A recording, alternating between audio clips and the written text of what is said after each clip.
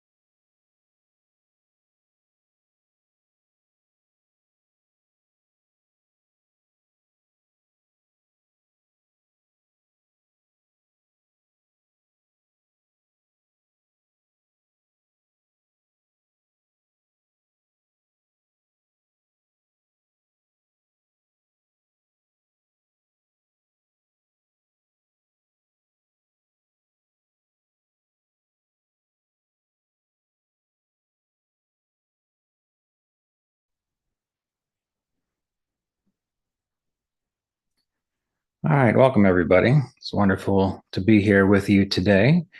For a long time, I've been doing these Sunday services, and we usually do them at 9 a.m. Eastern time once a month. But this is the first Sunday service that is being offered in conjunction with the Kriya Yoga Alliance. So some of you are aware of that already, and some of you aren't. The Kriya Yoga Alliance is essentially a few students of Roy Eugene Davis's, teachers in the Kriya Yoga tradition, who've decided to come together to support each other in offering workshops, working together maybe on podcasts and other projects, but also to do regular Sunday services. So those of you who are interested in more regular Sunday services, aside from the one that I offer once a month, you can, let's see if I can share it here. You can go to Facebook at the moment. And on Facebook, you should be able to see the Kriya Yoga Alliance. So you can find the Kriya Yoga Alliance webpage. It looks like this. And every time we're going to have a Sunday service, it'll be announced here. And it'll also have the Zoom meeting. The regular Sunday services are at 11 a.m. I've just been doing it at 9 a.m. for so long that I'm just sticking to it. So I wanted to announce that. It's wonderful to participate with that. The Kriya teachers that are doing this together, they're students of Roy's that I have known probably the entire time that I've been involved with Kriya Yoga. And you've heard many of them talk on the podcast, the Kriya Yoga podcast. And we've often done June online solstice retreats together, which we'll be doing again this June. So what we do is we take a weekend and maybe a Thursday and a Friday before, and we schedule seminars where we give workshops on pranayama, on meditation, on yogic philosophy. And everyone presents, and then we have 2 meditations a day. So if you're interested in learning more about the June online Kriya Yoga Solstice Retreat, you can go to kriyayogaonline.com and go to the events page. And then 2 more announcements, and we'll get on with our talk today. So 2 things that I've been up to. One is I've turned an essential guide to Kriya Yoga practice into an audiobook. I had also done that with Kriya Yoga Continuing the Lineage of Enlightenment. However, I did that using a digital voice, and the feedback I got was that it sounded like Alexa was reading my book. So I did a little bit of research, and Jasmine helped me out, and we figured out what we needed to do so that I could read it and it would sound okay. But that's available on Audible and Amazon and iTunes, an essential guide to Kriya Yoga practice.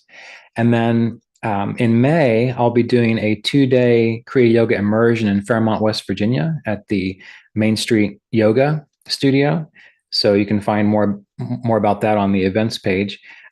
And our March retreat, which is coming up next weekend, is already full. So you'll have to go to May if you're wanting to get together and study in person. But let's go ahead and get started with what we wanted to talk about today.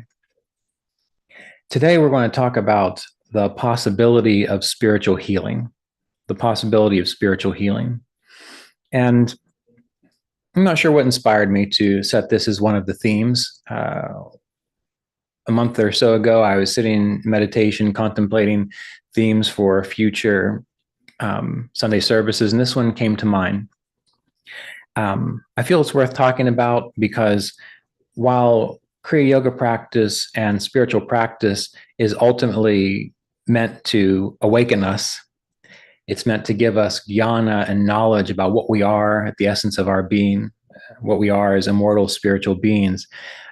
But, we live in a world where we have to contend with certain things, health, change, relationship drama. And if we can take some time to address that, that can help our meditation practice a lot. It can help our yoga practice a lot. I've been involved in alternative healing for a long time. Once I graduated college, I became a massage therapist, and then I became a craniosacral therapist, and I studied prana healing and Ayurveda. Now, I haven't studied Ayurveda to the extent that, say, Ryan Strong or Shalin or others who you may know, but I'm familiar with it. I've studied all kinds of things, and I've applied all kinds of practices in my life. And so what I want to talk about today are some general ideas, some core themes that I found makes all the difference no matter how you approach your well-being and how you approach it from a spiritual level. So there are three principles that I think can be very empowering and transformational. And they are, number one, when we're thinking about change, when we're thinking about feeling better or healing, the first thing we have to consider is, how would we feel if we were healed? And when I say healed, I don't just mean like you have a cut and you need to heal, or you have an illness and you need to heal. When I'm talking about healing, I mean healing of the mind when we suffer from anxiety or depression, or healing of relationships when we're constantly involved in drama, or even healing of the spirit where we have a little bit of kind of spiritual ignorance and we need to resolve that. But we need to consider, how would we feel if we were whole and healed? That's number one. Number two, we need to consider the greater purpose of our life, because many of you, I'm sure, are in alternative healing professions or healing professions, or serve to help the community around you that's also healing. But one of the things I think that's often missed is we get so hung up on healing that we forget about the greater purpose of our lives. So that's number two, considering what the greater purpose of our life is. And then the third one, we need to figure a way, or we need to improve our capacity to commune with a higher power for inspiration and guidance. Because again, when it comes to change, when it comes to making positive forward momentum in our life, we try to do it on our own. We try to think it through. We try to plan it all out. And it works a lot better if we can take some time to commune with a higher power. And if we can make the changes from a place of inspiration and inner guidance. So these are the three things. Number one, how would you feel if you were whole and well? Number two, what is the purpose of your life, the greater purpose of your life? And number three, taking time to commune with a higher power for inspiration and guidance. Now, before I go through all these, I'd like to take a moment to review an experience that Sri Yukteswar had with Lahiri Mahasaya. So I'm sure you've read Autobiography of a Yogi. And Sri Yukteswar is Paramahansa Yogananda's teacher, and Lahiri Mahasaya is Sri Yukteswar's teacher. And Sri Yukteswar shares a story with Paramahansa Yogananda where he talks about when he was recovering from a very severe illness and he had lost a lot of weight. So Sri Yukteswar goes and he visits Lahiri Mahasaya. And what Lahiri Mahasaya says to him is, I see you have made yourself unwell, and now you think you are thin. So Sri Yukteswar is going to Lahiri Mahasaya, looking for assistance. And the first thing Lahiri Mahasaya says is, you have made yourself unwell, and now you think you are thin. And Sri Yukteswar wasn't expecting this. I'm sure you wouldn't either if you go to someone for help and they tell you you've made yourself unwell. But Sri Yukteswar's guru says to him, well, let me see. I'm sure you ought to feel better tomorrow. And Sri Yukteswar took that as a gesture of secret healing, as though Lahiri Mahasaya was going to intercede on his behalf. And when he woke up the next morning, he found that he had more strength. And when he went to go see Lahiri Mahasaya again, he told him, I feel much better today. And Lahiri Mahasaya says, indeed, today you invigorate yourself. And of course, as we all do, Sri Yukteswar, not wanting to take the credit or to claim that he has some responsibility in his well-being, he says, no, master, it was you who helped me. This is the first time in weeks I've had any energy. And Lahiri Mahasaya confirms, says, yes, of course, your malady was serious. Your body is frail yet. Who can say how it's going to be tomorrow? And this is what Lahiri Mahasaya says to his student. And Sri Yukteswar, it troubles him. He said he had a shudder of cold fear to think about that weakness coming back to him. And so the following morning, he feels sick again. And he says to his his guru, his teacher. He says, Guru Deva, I realize now that day by day you have been ridiculing me. My patience was exhausted. I understand why you disbelieve my truthful, excuse me, I don't understand why you disbelieve my truthful reports. And Lahiri Mahasaya says, really, it has been your thoughts that have made you feel alternately weak and strong. You have seen how your health has exactly followed your expectations. Thought is a force, even as electricity or gravitation. The human mind is a spark of the almighty consciousness of God.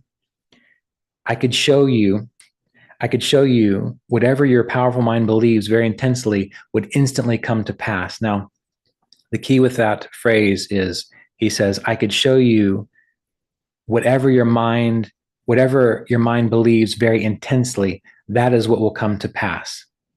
And most of our minds are not that strong. So that's why we can't just think ourselves well immediately. And we can't, well, we do oftentimes think ourselves sick just because of habit and repetition. But this is also the reason that we practice yoga and meditation, to clear the mind, to allow ourselves to focus so that we can have an ability to focus intensely on something. Now, Sri Kishore says, knowing that Lahiri Mahasaya never spoke idly, I addressed him with great awe and gratitude. Master, if I think I am well and have regained my former weight, shall that happen? So this is the way he starts thinking. He starts contemplating this. And Lahiri Mahasaya says, it is so, even at this moment. And immediately, Sri Kishore says he felt an increase of strength, an increase of weight in his body. And when he finally saw his mother again, she wanted to know if there was something wrong with him. She wanted to know if he was swelling from dropsy. But what he learned was that there is a power in our minds.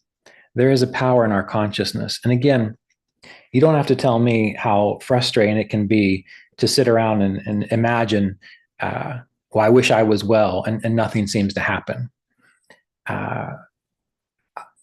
But again, we have to remember this whole process of yoga is to remove the obstacles to that possibility. So we're going to talk about that possibility, but we're also going to talk about some very realistic approaches to spiritual healing and the possibility of spiritual healing. So first of all, going along with this story, how would you feel if you were whole and healed in whatever area of your life? And you might find that is one of the hardest things for you to do. Because you've been so used to thinking about yourself as a weak or incapable or unhealthy person. It can even be just terribly subconscious, and you don't even know where the source issue is. So one of the first steps is to start working towards imagining what it would feel like. And part of that process is the struggle of recognizing you can't do it. I mean, you can, but what I mean is where you are right now, you might not be able to do it. And then every day, recognizing that, but acknowledging, okay, all right, I get it. I've got this habit, but what if I did feel a little more energetic, a little more enthused, a little more energy, a little more calm, a little more collected inside, a little more capable even, and that my body can do what it needs to do? That's the first step. And that can take a good bit of time, but it's where we have to start. And you can make a meditation out of this. And we're not trying to fake it until we make it. We're just trying to move you in that direction, because here's the thing. Every time you start to bring into your mind the possibility of what it would be like to be happy again, of what it would be like to feel strong and like you can go out and garden, or that you can take a walk, even simple things. Sometimes we have to work towards healing. The things that pop up into your mind that tell you, no, you can't do that, or the doubts that come in, or that heaviness, that tamasic heaviness that comes in, well, that is telling you what is in your way. So when you try to look in that direction, and what you are seeing, you can't see the sun. Why? Because there are trees in the way, because there are vines in the way, but you know where the sun is. And so part of the process is seeing, oh, well, this is what's in the way. And then in time, you learn to kind of pull them out, move them, look through them. So this is one of the first stages of the process, and it can take a while depending on what the situation is. Next, it's important to consider the greater purpose of your life. As I mentioned, and I'm sure you've seen this, people get so hung up on the fact that they're not well in some way that they never actually think about, well, what is my purpose? And I've seen people who have been very unwell and suffered from severe disabilities that accomplished so much because they admitted, yes, I've got this disability and I'm unwell in certain ways, but they didn't let it rule them. They didn't let it overcome them. I mean, think about Stephen Hawking. He's a person who was severely disabled and physically, but was able to accomplish so much. I've known people who have been actively dying, and they were still engaged in their purpose. And despite they were having difficulties, they were fulfilled because they were looking towards a purpose. So, and when people tend to have a purpose, they tend to live longer. Now, of course, if you fulfilled your purpose, you don't have to hang around just because. And that reminds me of a story that Roy told. It was about a Zen teacher, and the Zen teacher was very much about being practical, getting things done, and doing things when you say you're going to do them. And this teacher was very old. And one day the teacher came to his student and he said, I have something to tell you. I'm dying. I'm very aware that I'm dying, and I just wanted to let you know that. And the student said, well, get on with it then. because he had taught this whole process of just move on, get on with it. So again, when I say there's no reason to hang around, I don't mean in any way am I supporting taking your own life or anything like that. I just mean sometimes when people are older and they've accomplished many things, they keep hanging on. They keep hanging on for other people. And part of the process of yoga is learning when to let go. Just make sure you're not giving up too soon and you're not giving up out of self-pity or depression. Now, when you have a reason, when you have a sense of what your greater purpose in life is, energy and enthusiasm come to you. And energy and enthusiasm come to you. So part of the second step might be to contemplate, well, what is a greater purpose of my life? And it doesn't have to be earth-shattering. It can be providing service to someone in need. It can be appreciating nature. It can be writing poetry. It can be painting. It can be anything. But you have to contemplate, what is my greater purpose? And when you find that you have this greater purpose, no matter whether you are unwell in certain ways or not, you will tend to find the energy and enthusiasm so that you can accomplish that. And then, even though you might still not be perfectly healed, when you have done something, when you've completed that painting, when you've completed that song, when you've been able to help someone at the grocery store, that energizes you and that gives you a greater sense of life. And that can also be profoundly healing. So that's why in the giving, we are also given too. And when we help someone else, we are also helped inside because it's all one whole. It's also important to not live your life dominated by your difficulty or your challenge. A lot of people, they don't live their lives. And you'll ask someone, well, would you like to do that? Or let's plan this. And they never can. They say, well, I don't know how I'm going to feel. And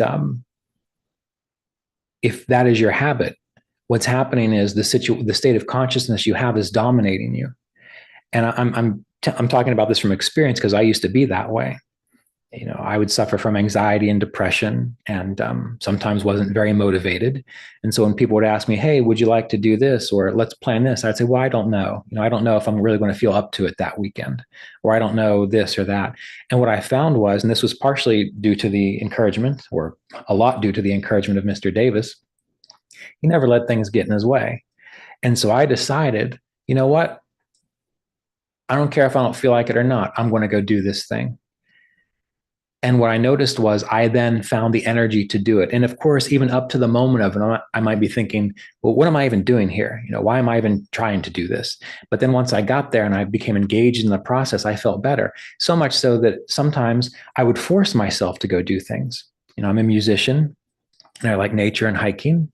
And I've always had access to a very rich and diverse musical community. And there were plenty of times when I was younger where I could go and I could play and I could enjoy this whole process, but I'd feel down, or I'd feel like, this, that, or the other. And at one point in time, I just decided, you know what, I'm going to go anyway. I started forcing myself to go and do things that I knew that I loved and enjoyed. And sure enough, within the first 5 minutes, everything shifted. Now I feel great for some reason. And in time, that became a repeatable experience. And this has happened even with teaching, because when it comes to offering retreats and workshops and things, if I don't show up, well, it's not going to happen because I'm the presenter. And sometimes people come from all over the country to go to these retreats, and they book hotel rooms and they travel and they have plane tickets. Well, there have been times when I've started to feel unwell, and I would stop and I would meditate, not in a forceful way, not in an aggravated way, but I would say, look, I have this mission. I have this thing to do. I have this service to give to these people. So I don't have the luxury of getting sick and taking a nap right now. And sure enough, within a day or two, what would usually turn into probably a very difficult cold or snotty situation would resolve itself. So if we can start thinking about what is the greater purpose of our life, we can find meaning there. And as I mentioned, it doesn't matter whether you're perfectly healthy or not. Everyone's dealing with something. I can remember a long time ago when I would go talk to my counselor, and I play music, and sometimes that can give you a lot of aches and pains and joints and things. And I wouldn't play because of that. And she said to me, she said, "Ryan," she said, "you can not play music and be in pain, or you can just be in pain and play music." And you still get to play music. And the funny thing about that was, as I started to recognize that, well, let's not get so hung up on that, the pains actually became not as intense.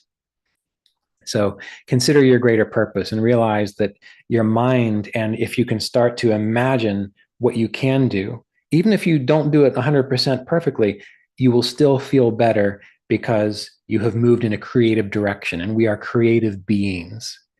And when we allow creativity to flow through us, and I don't just mean music, I mean anything, service-oriented things, being in nature, things that feed us, nourish us spiritually and emotionally and psychologically.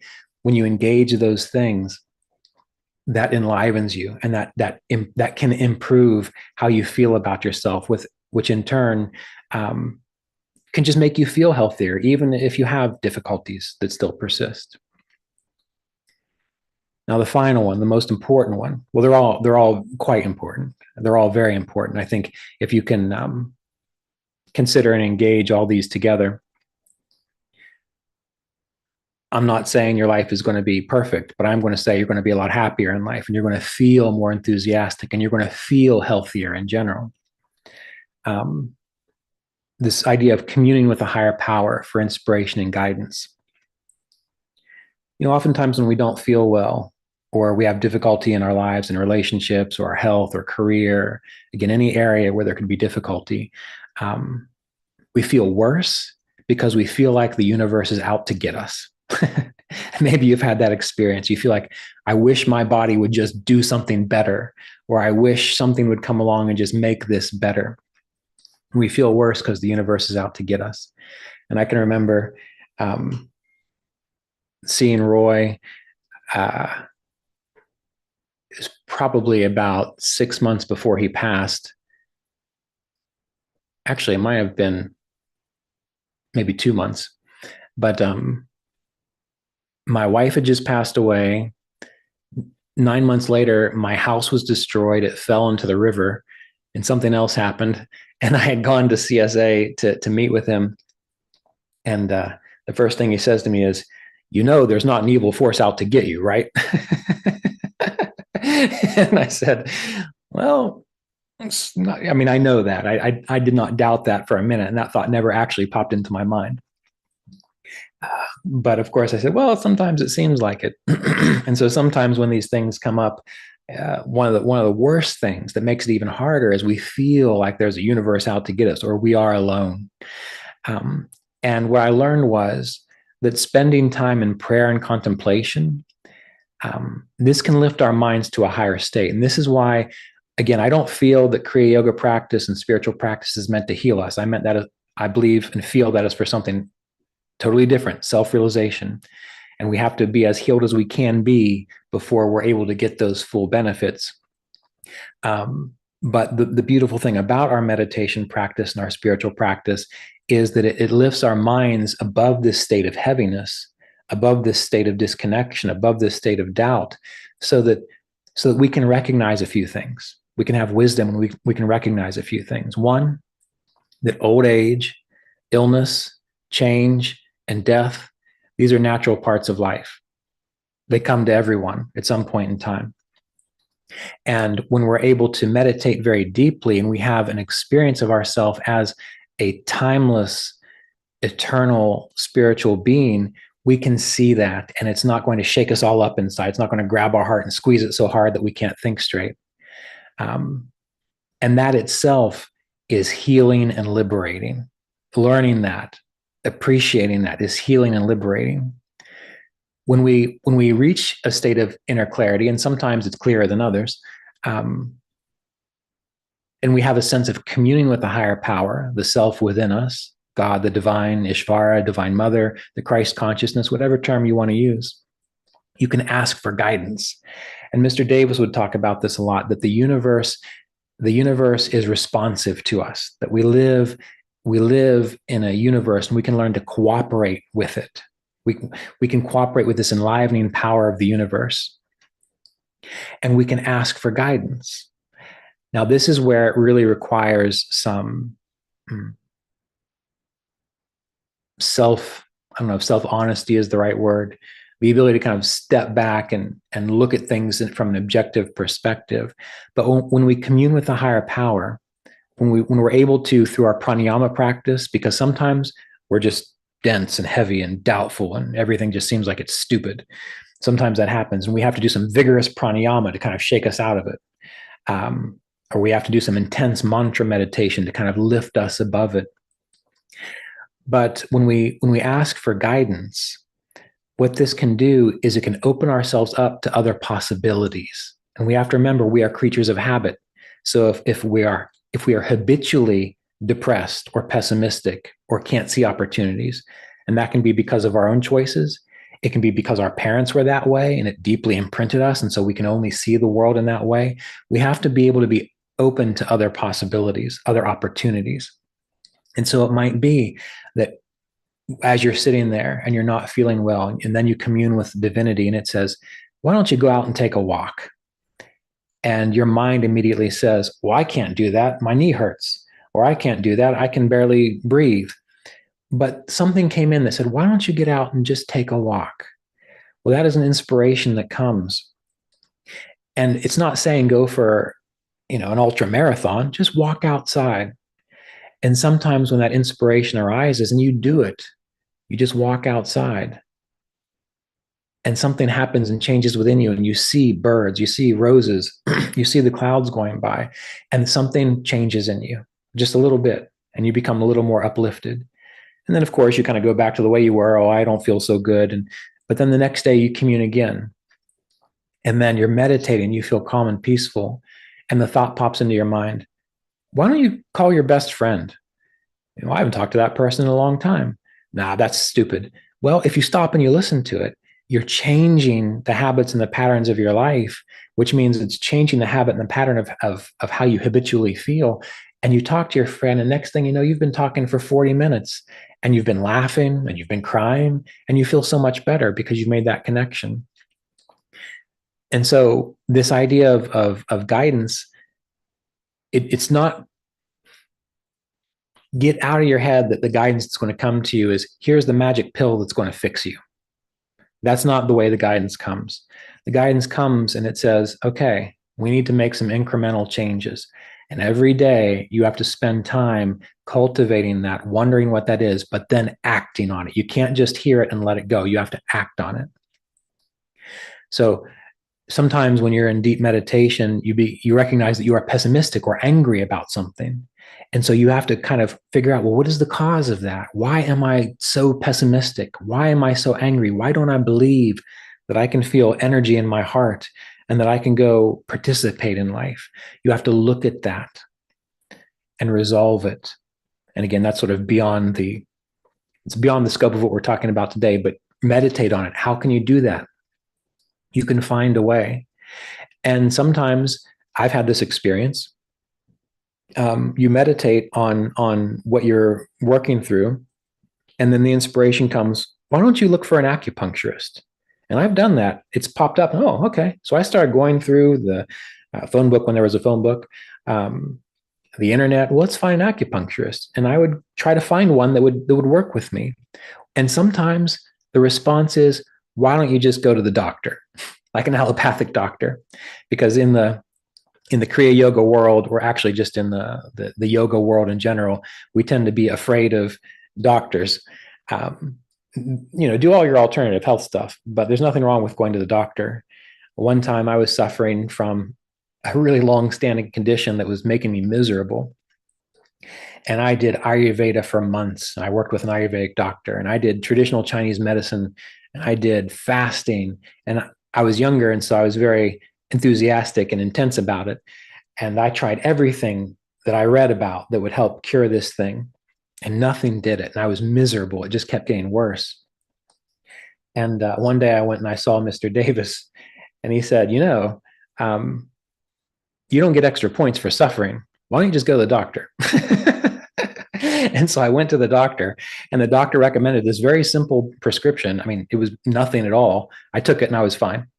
So there I had spent over 2 years probably with this recurrent issue that was making me miserable, that was keeping me away from people. I was unhappy. I was deeply sad because of it. The Ayurvedic doctors kept saying, well, this is your Job period. Just suffer through it. And I did. And I finally went to Mr. Davis, and he said, you don't get extra points for suffering. Just go to the doctor. And I did. And it took not more than 2 days worth of this treatment, this medication, and I was fine. So I learned there is a place for everything. There is a place for everything.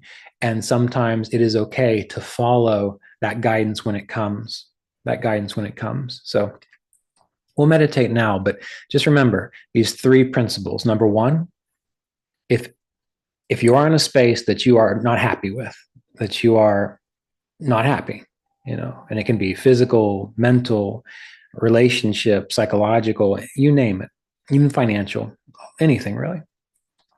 The first step is to take some time by yourself, set aside time to be by yourself and wonder, well, if I really could be as full of life as I want, how would I feel in my heart? How would your body feel? How would you think? What would you be doing with your day? How would you be inspired to act within your day? And recognize that those moments when you feel it's impossible, that's not failing in this process. That's revealing to you almost exactly what the obstacles are. And so you have to step back and take note of those, and then work at it a little bit every day. And number 2, consider the greater purpose of your life. And by greater purpose, again, this doesn't have to be earth-shattering. Sometimes the greatest purpose you have can be going and visiting a friend, or just doing your work really well, or being inspired to learn a new musical instrument. So don't lock it into the typical savior mentality of the great purpose you must have. Any purpose can be a purpose from our soul, from the inspiration of our soul. And as long as it is life affirming, that is a very important purpose to recognize.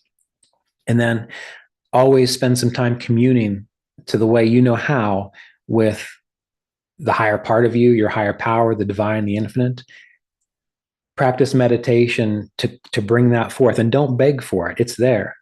Just wonder, what would it be like if I could feel this enlivening presence within my life, if I felt this support and this grace. And sometimes to me, when I meditate, it feels as though I'm just surrounded by a golden light, as though my body doesn't even exist. And all I'm aware of is this vast field of soft golden light, almost like the early morning sun. And I just meditate on that, and I just feel that softness and that expansiveness. And I let that permeate my awareness. And then I ask, okay, what's going on here? How can I make positive changes, or even what is the meaning of this? Because sometimes the suffering we go through isn't because we're supposed to fix something. It's to help us rise into a greater state of wisdom. So sometimes the inner guidance you get is simply so you'll learn that you're not your body, or so that you'll learn that you don't have to be limited by the heaviness of your mind, or so that you'll learn that you don't have to be bound by these relationships. So sometimes that inspiration, that guidance comes in a wave of knowledge of indicating there's a reason this is being presented to you, so that you can step beyond your limited sense of self. So there's a whole range of possibilities. And this is what you need to consider every day, and enjoy it. Don't let it be a drag. Look forward to it. And that is one way that can really deeply make positive changes within your life. Okay, well, let's meditate together. So go ahead and close your eyes, and sitting up straight. Turn your attention within.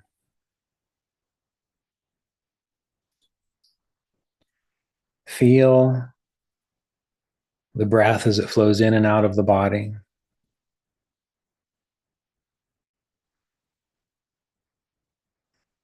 And just let yourself be aware of your current state of consciousness.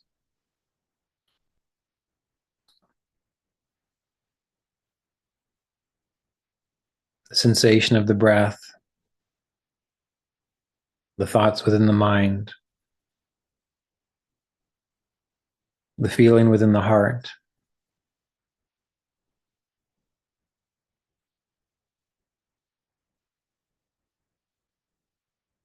And as you feel the mind and the heart, the space within your skull and the space within your chest,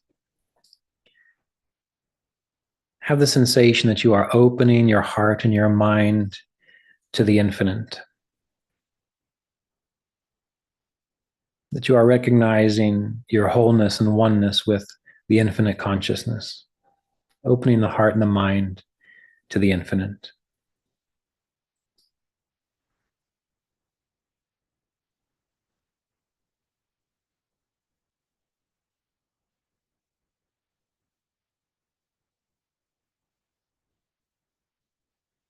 Feel the breath moving like waves within your being as you're settling more inward, feeling the energy and the electricity of the senses withdrawing into the body, withdrawing into the core, the essence of your being.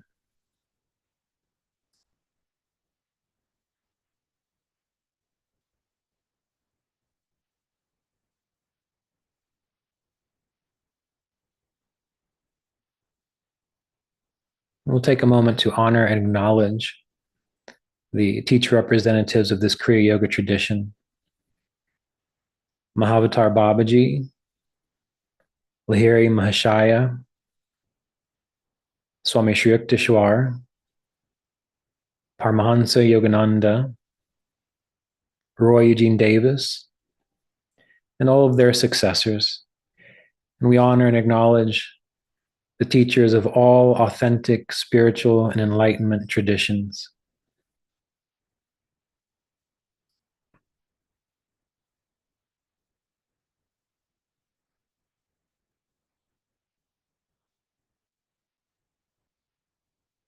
And we'll do a guided meditation together today.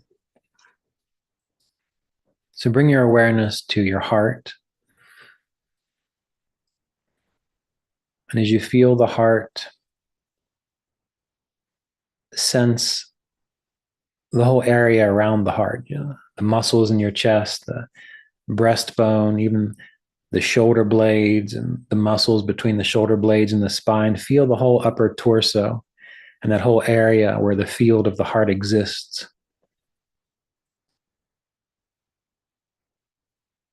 And we'll use a mantra, Om, peace. So when you inhale, mentally hear and feel the syllable Om resonant within the heart. And as you exhale, mentally hear the word peace resonant within the heart.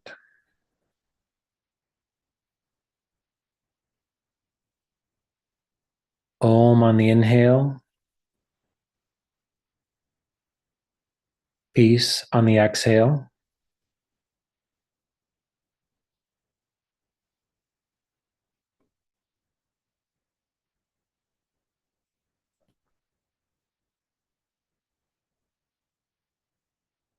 Om on the inhale, peace on the exhale. And as you exhale and you hear and feel that word peace, don't just do it mechanically. What is the feeling of peace when you have known it? How does it move through the heart? Saturate the consciousness of your heart with this feeling, the vibration of Om, and then the sensation of peace. Stay engaged with that.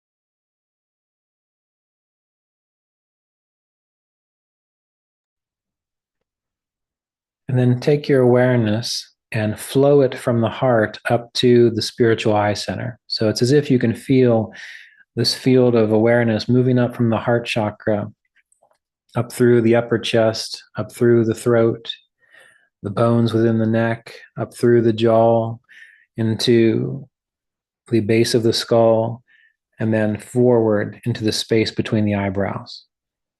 And it's as if you're able to sense the wholeness of the nervous system, the energy of the nervous system as you lift the attention up to the spiritual eye center. And so feel this space between the eyebrows, feel it open. Remember opening the heart and the mind to the infinite, open and spacious. And as you hold your attention at the spiritual eye center, the sixth chakra, again on the inhale, mentally in your mind chant Om. And as you exhale, feel and hear the word peace, as though the whole field of the sixth chakra is taking on the experience of spaciousness and peacefulness. So Om on the inhale, the sixth chakra. Peace on the exhale.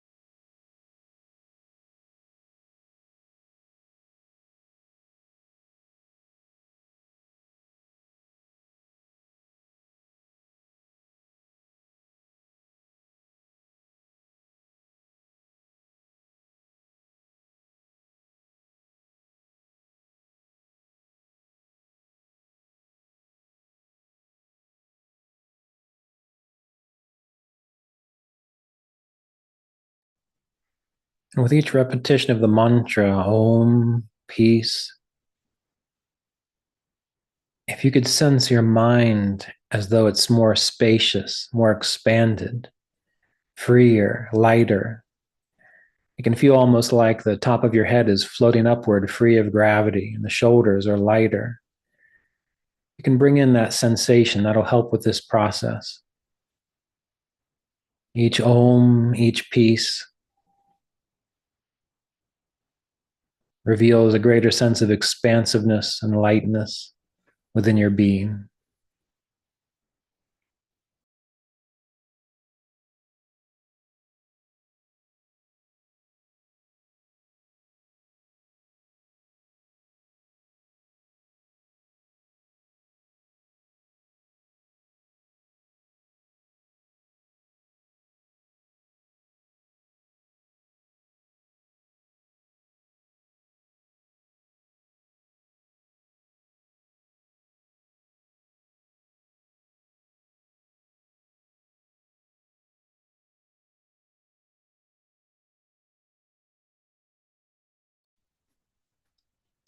And on your own, as you practice this, you can go as deeply as you like into this process. But what I'd like to do now for the portion that we have left, the time that we have left, is to focus on those three principles And so as you hold your awareness, keep it in the higher brain centers, in the spiritual eye, maintain that sense of lightness, weightlessness, and let go of the mantra. And now think of a situation in your life that needs healed.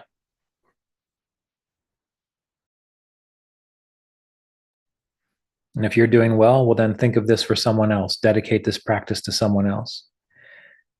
But just think of one situation that you would just really appreciate some change for the positive.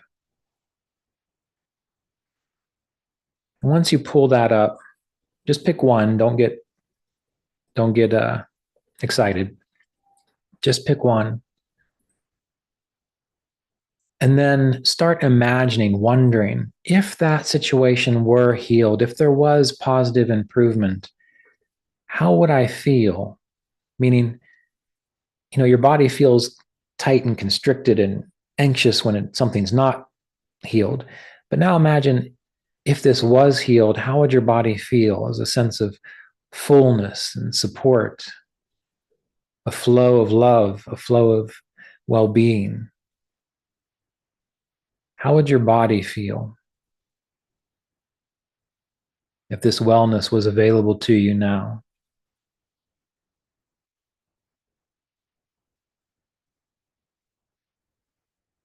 How would the body feel? Focus on the body first. Would your chest feel more open? Would you feel like you could sit up straight, or that you just had a little more energy and enthusiasm? Well, feel that. Imagine it.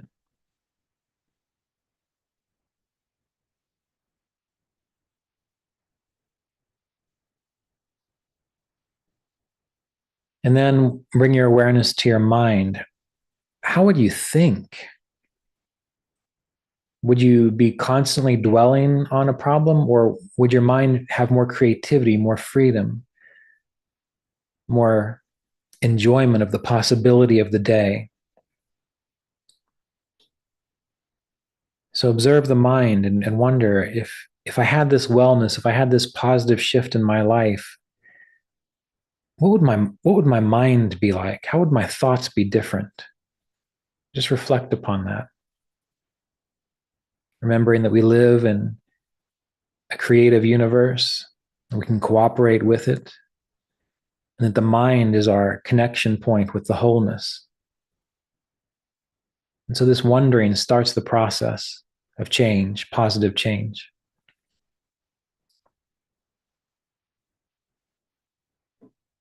And even think about, what would you do with your day differently? Even if it's one little thing. You could go out and garden a little bit, or you could write in your journal, or you could go get coffee at the coffee shop. Just one little thing you could do if this positive change were there. You could even just breathe easy. Sometimes that's all it is. And look at that and hold it in your awareness.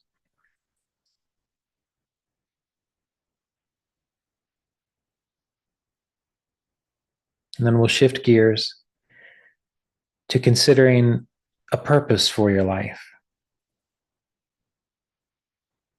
Just be curious.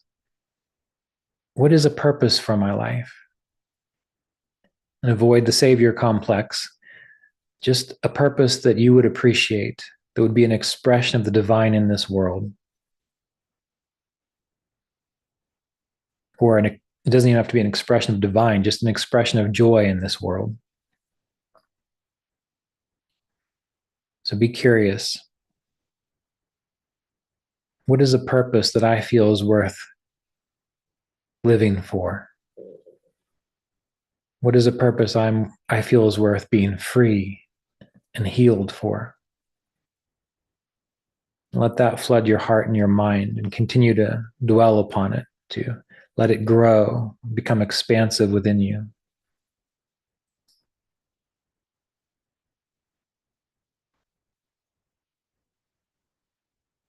What would you like energy to do, enthusiasm to do, joy to be with?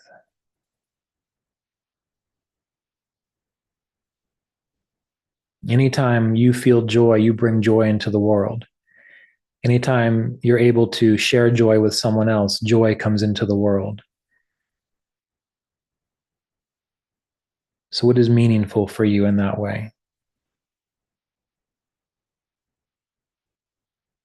I enjoy writing. I enjoy playing music and how it impacts people. I enjoy moving rocks around in the garden. I like to be able to do that. I enjoy being here with you. What brings you joy? What is a greater purpose?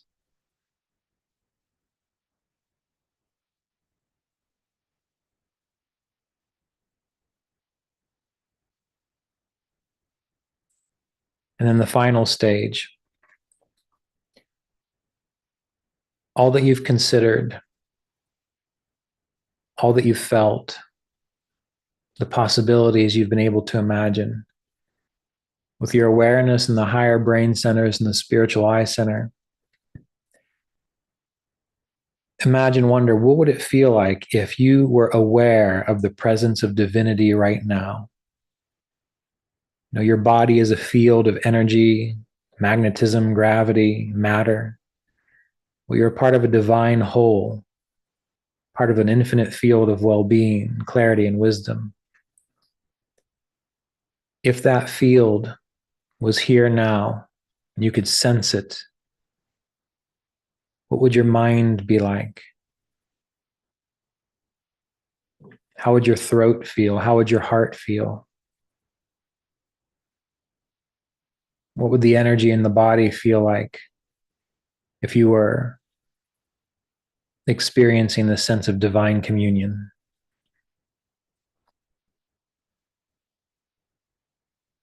Just sit with that for a minute. Maybe you need to breathe a little more to circulate it through. It's okay to breathe more deeply now.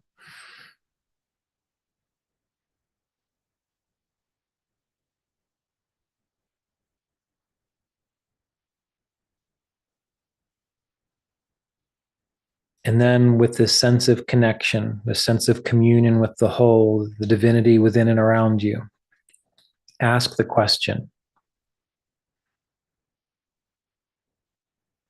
Ask the question, what do I need to do to support this positive change? What action do I need to take, however simple or profound, to engage this process? And then just wait. And maybe you have an experience within the mind and the heart. Maybe you just continuously experience your breath in this peacefulness.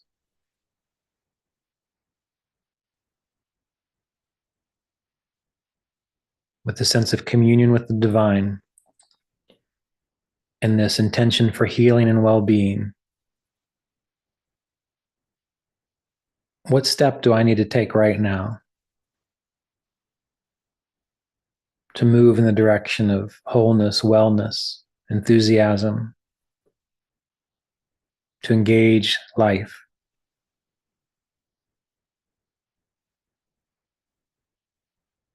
And when you practice this on your own, you can sit until a realization comes.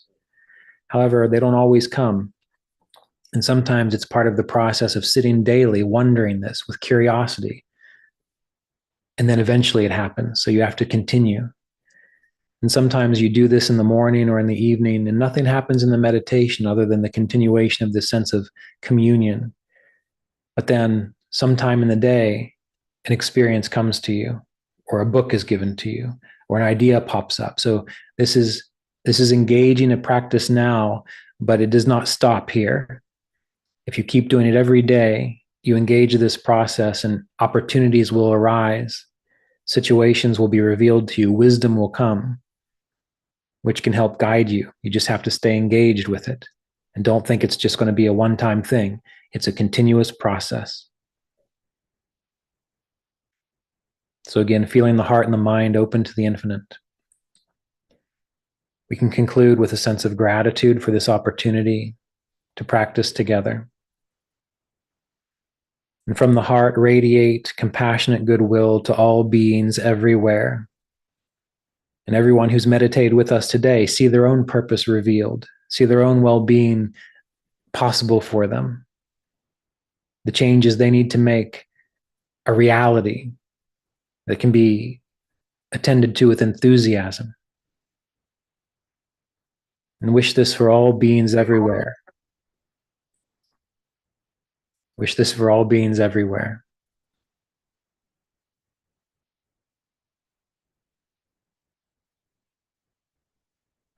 And let's chant Om once together to conclude our time.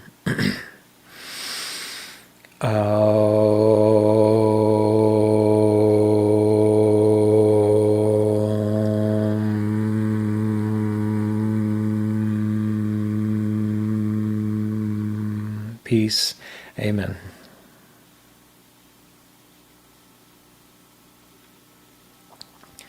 All right. Well, thank you all for being here today. It was wonderful to talk with you about this topic and to spend time in meditation with you. Just a reminder, there are ongoing Kriya Yoga sessions like this every week now, and I'll share with you once again that this is accessible at this point in time through the Kriya Yoga Alliance Facebook page. So you can find that online. And the Kriya Yoga Alliance is working on a website too, that you can just go there and find links for the monthly services. If I recall correctly, weekly services. I do monthly, they do weekly. The next weekly service, I believe, is going to be with David McGraw from Ireland, and that will be occurring at 11 a.m. Eastern Time. Okay. So again, thank you all for being here. It was wonderful to spend the time together, and I look forward to seeing you again soon. So be well. Peace.